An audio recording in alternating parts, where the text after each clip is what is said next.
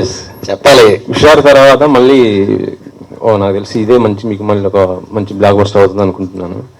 మీ నాన్నగారు ప్రొడ్యూసర్ అవ్వడానికి కారణం ఏంటి? అంటే బయట ప్రొడ్యూసర్స్ ఎవరు రాలేదా?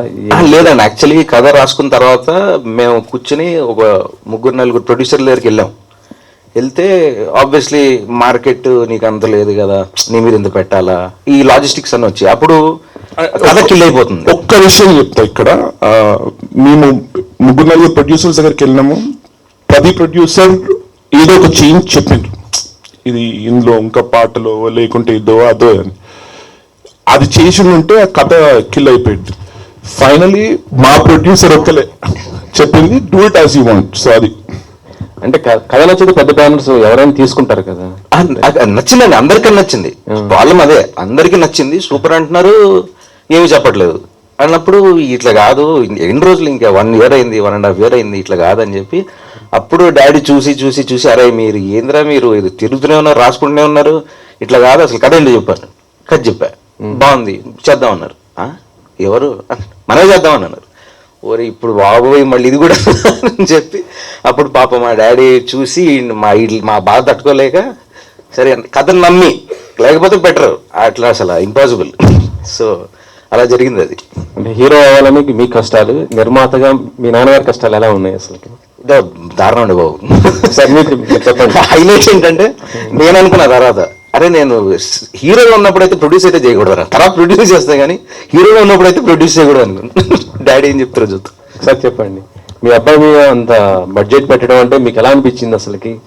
యాక్చువల్లీ ఇది డబ్బుల విషయం కాదండి, ఇది నేను పెరిగినట్టుగా పనిచేసినట్టుగా అట్లా లేదు. మాకేంటంటే నాకు బ్యాక్గ్రౌండ్ ఇండస్ట్రీ నుంచి, నా ఎక్స్పీరియన్స్ ఇండస్ట్రీది. సో పని చేయాలంటే ఒక ప్లానింగ్ ఉండాలి, ప్లాన్ ప్రకారం వెళ్ళాలి. సినిమాలో ఒక ప్లాన్ ఎవరో చేయరు అని నేను చూసిన బట్టి, పెద్ద సినిమాలు మేబీ దే డూ, బట్ నేను రూపాయలో అవుతుంది అనుకున్నది అసలు వాళ్ళు రూపాయి కాదు, ఇంకా 1x 2x 3x అట్లా చేస్తున్నారు ప్రతిదీ. అండ్ నాట్ దట్ నేను అలా ఫ్రీ హ్యాండ్ ఇచ్చినట్టు కాదు, నేను క్లోజ్గా మానిటర్ చేశాను, అన్ని మానిటర్ చేసి, ఎందుకంటే నా నేచరు అన్ని మానిటర్ చేస్తాను నేను ప్రతిదీ. వీళ్ళు కరెక్ట్ టైంకి వస్తున్నారా, ఫస్ట్ టైం, ఆ డిసిప్లిన్ అది సినిమా ఫీల్డ్లో చాలా చాలా తక్కువ ఉంది. అది that is one of my experience. Discipline ఉంటే అసలు cinema would have been somewhere, that is what I feel. But it's a good experience, ఎందుకంటే after I saw the dedication of the team. ఒకళ్ళు లాస్ట్లో వచ్చిన మ్యూజిక్ డైరెక్టర్ ఆయన contribute చేసినట్టు, అసలు ముందు ఎలా వస్తుంది ఒక విధంగా ఆలోచించాము, తర్వాత ఆయన వచ్చి మధ్యలో వచ్చేవాడు, ఆయన వచ్చి ఇలా చేస్తే అని ఈ గేవ్ సజెషన్స్. అసలు ఎంతో నచ్చినాయి నాకు. అది that kind of involvement by everybody was fantastic. ఒకసారి మాకు ఒక రోజులో 2 daysలో అయిపోవాల్సిన షూట్, వన్ పర్టికులర్ సాంగ్ మేము కంప్లీట్ చేయలేదు. I said if I do, నాకు ఇంకో 25 లక్షలు ఎక్స్ట్రా అవుతుంది ఇంకో రోజు చేస్తే, I can't afford that. I said stop it.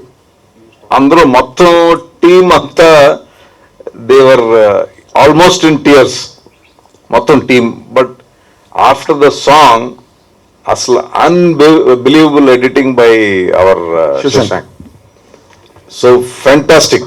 So I don't miss that extra what we did not shoot.